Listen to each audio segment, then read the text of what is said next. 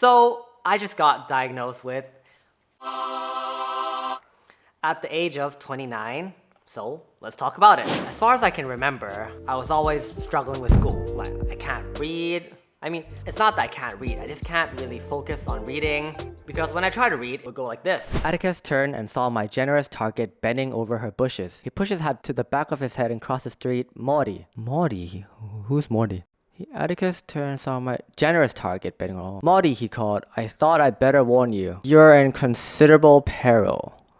Ah, the target, I see. As you can see, it takes a lot of effort for me to read. And so that plus my ability, my awesome ability to zone out mid-conversation, mid-lesson, that plus my inability to read,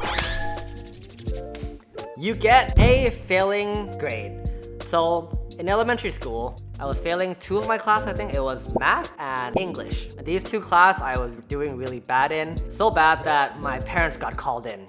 Dun, dun, dun. Like, it was the first time in my life that I felt slower than other people and kind of embarrassed. Because what do you mean? Like, how am I so bad? My parents had to waste their time to come to school to talk about my failing grade.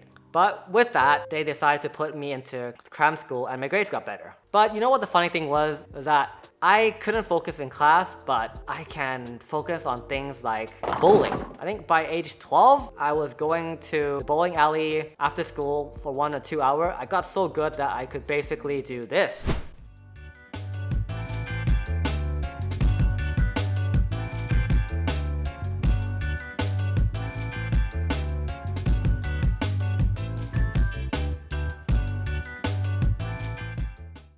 But isn't it normal for a kid to be able to focus on things they like?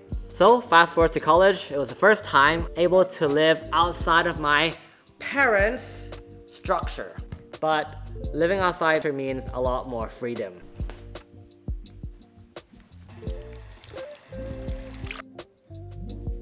My brain couldn't keep up. I kept forgetting things in random places, like my sock in the fridge, my phone in my shoe cabinet. I lost my house key in Japan so often that I gave up locking my door. I just left it open the whole time because changing locks in Japan is really expensive.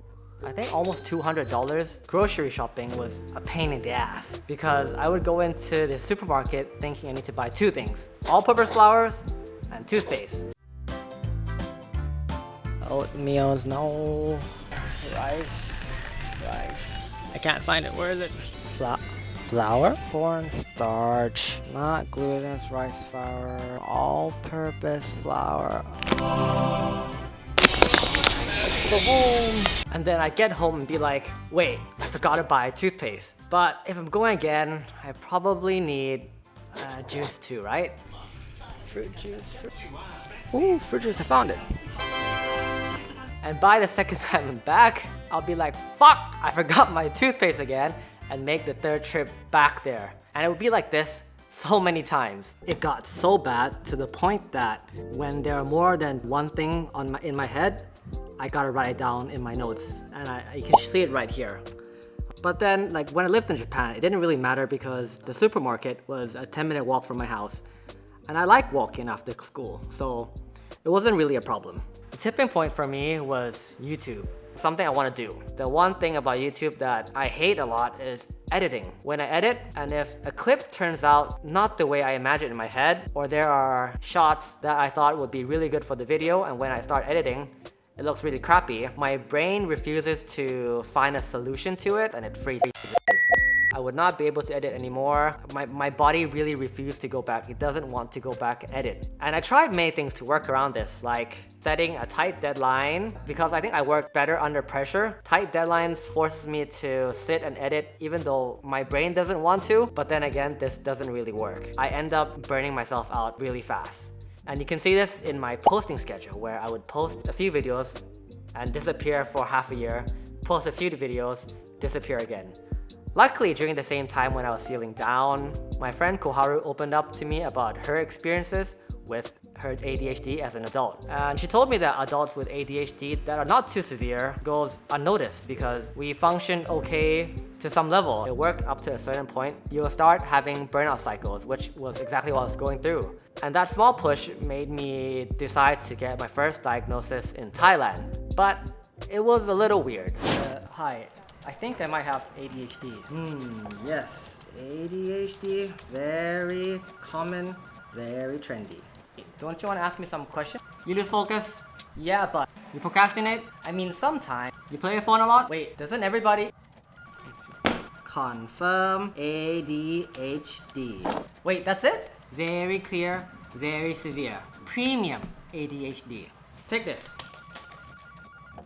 Next! Alright, it didn't go exactly like that, but it was how I felt at the moment because my consultation ended in less than 5 minutes. He barely asked me any question and just prescribed me this. I mean, taking this does help a lot, but I'll get into it another time. Even with all the confusions I got from my diagnosis, I don't regret starting the process. Because most of my life, I always thought that I was lazy or slower than everyone else. And honestly, the only reason I had enough courage to go get checked was because someone else shared their story with me. So if anyone who's watching this video feels the way I did, thinking you're not just trying hard enough, I hope hearing this story would give you the courage to at least look into it. Because whether it ends up being ADHD or not, everyone deserves to know how your mind works. And this is just the beginning of me trying to understand mine.